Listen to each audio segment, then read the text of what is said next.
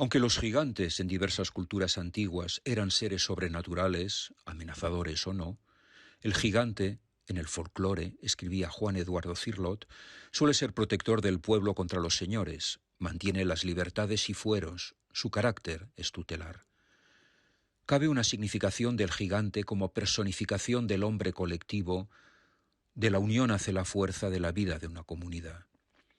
Es por esta razón que, retomando una visión de nuestra relación con los gigantes de antaño, enunciada ya en la antigüedad y aún más en el medioevo, Newton, refiriéndose a Descartes, escribió la célebre frase acerca de nuestra relación con aquellos. Somos enanos subidos a hombros de gigantes, desde donde la vista alcanza hasta donde no habríamos imaginado. El gigante no es un ogro, sino un San Cristóbal que llevándonos a hombros como al niño divino, nos permite vadear y superar obstáculos entre los que nos hubiéramos hundido. Hubo quienes, ante la amenaza de cataclismos, decidieron partir a guerrear como los pueblos del mar que invadieron por oleadas sucesivas todo el Mediterráneo oriental e hicieron tambalearse a los más grandes imperios que dominaban Oriente y Egipto hace unos 3000 años. Mas otros pueblos no recurrieron a la violencia ni a la rapiña. Ante la clara percepción de un inminente colapso, causado a menudo por la propia acción del hombre, decidieron, serenamente, afrontar la desgracia y sus consecuencias. Y así, los mayas, hijos del dios del maíz que tanta agua requería, dividieron el vasto imperio en pequeñas ciudades autónomas a fin que pudieran relacionarse mejor con el entorno inmediato. El remedio fue eficaz durante 2 siglos. No trataremos de aprender de soluciones del pasado ni las juzgaremos, pero apreciaremos una actitud ética que cuida el gesto en pos del bien de la comunidad, un gesto a menudo escasamente heroico y que no dio lugar a leyendas, un gesto, en suma, que se emprendía porque era lo que se consideraba que se tenía que llevar a cabo a fin de facilitar la vida de los demás sin esperar nada a cambio.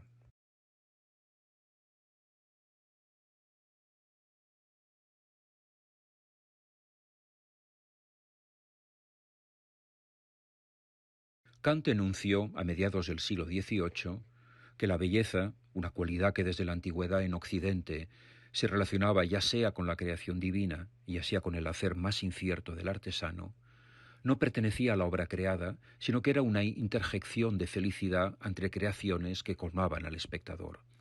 Bello era una personal expresión de admiración. Kant no manifestó su concepción de la arquitectura, pero bien podría haber considerado que, al igual que la categoría de belleza, necesariamente subjetiva, la arquitectura era una cualidad atribuida a todo entorno, un claro en el bosque, por ejemplo, natural o construido, una cabaña tan solo incluso, en el que el ser humano se sintiera bien, un lugar en el que se pudiera recoger, pero también acoger a los demás. Las estancias que brindan bienestar existen en la realidad o en la imaginación, y un cuento, una pintura, una composición musical o una obra de teatro pueden evocar lugares donde vivir y suscitar en nosotros sensaciones placenteras. La arquitectura, como podría haber escrito un humanista renacentista, es cosa mentale, un lugar magnificado, imaginado o soñado.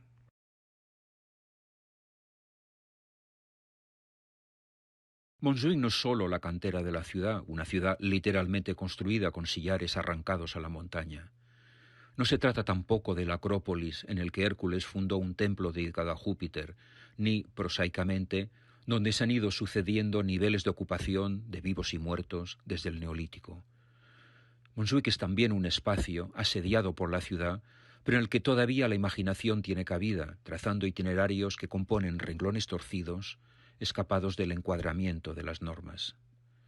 La ciudad del teatro, la ciudad de los muertos y la multiplicación de bosques y jardines configuran un escenario que el Congreso hará suyo durante los 5 días, donde sedes académicas y festivas estén todas a un tiro de piedra, como si fueran altos en un camino que recorre las laderas, de día y de noche, abocadas al horizonte o hacia el ondulante perfil bajo el cual se recoge la ciudad.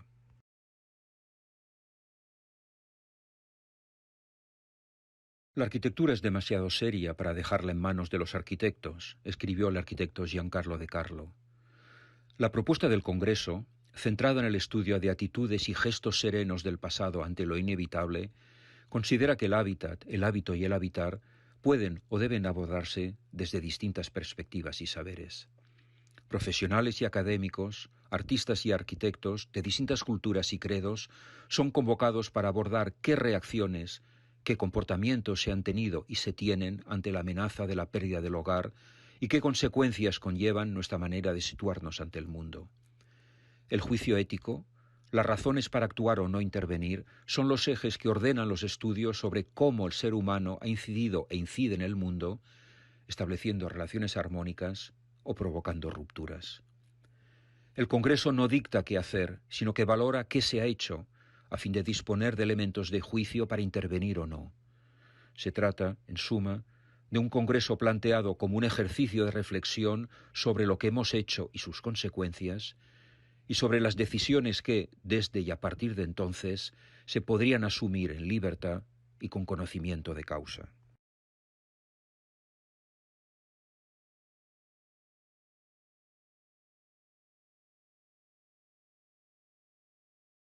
Yo he oído que, tal vez asistiendo a una representación, hombres muy culpados han sido heridos en el alma con tal violencia por la ilusión del teatro, que a vista de todos han publicado sus delitos, que la culpa, aunque sin lengua, siempre se manifestará por medios maravillosos. La lúcida definición de Hamlet de la virtud catártica del teatro, poniendo en evidencia los rasgos, las faltas y las virtudes de la sociedad, ha guiado la búsqueda de las sedes del Congreso. Schopenhauer consideraba que quien no acude al teatro se comporta como quien se arregla sin mirarse en el espejo, es decir, se desarregla. Porque el espacio del teatro es un espejo en el que vemos lo que quizá no querríamos ver y pensábamos que no sería visible. El teatro es una lupa de aumento. Es por este motivo que la indagación que el Congreso propone debería acontecer en sedes teatrales, donde nos veríamos las caras y reflexionaríamos sobre lo que emprendemos y hemos emprendido en el pasado. Son lugares que, a través de las máscaras, no permiten el ocultamiento.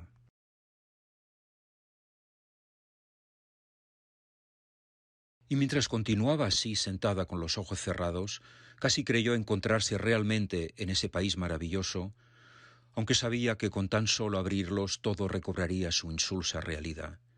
Sentiría todas sus pequeñas tristezas, recordando su propia infancia y los alegres días del estío de antaño. Alicia sabía que el país de las maravillas solo existe en sueños, el sueño de un recorrido por un jardín. En todas las culturas existe un jardín primigenio, es el paraíso. Paradeisos, en persa, significa precisamente jardín. El ser humano salió del Edén, un lugar imaginario, libre aún de la acción humana, y sueña con poder regresar a él. El jardín es un lugar de recogimiento. La película Liberté, de Albert Serra, muestra un paseo por un jardín densamente arbolado, de noche, un jardín de las delicias, donde dejarse llevar por sensaciones y recuerdos. Y desde allí se percibe el camino emprendido, el buen o el mal camino.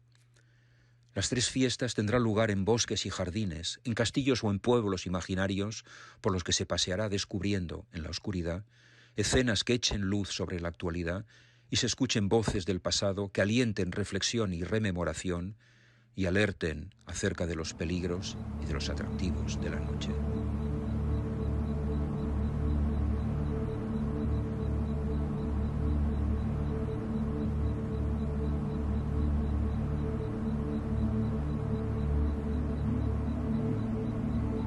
Cuando el orbe animado de un aliento fecundo engendraba sin pausa criaturas monstruosas,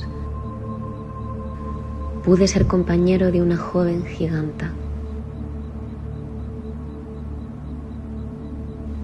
Como un gato sensual a los pies de una reina. Ver su cuerpo a la vez madurar con el alma y crecer libremente entre juegos terribles, acechando se oculta un amor oscurísimo, bajo la húmeda niebla que enmascaran sus ojos.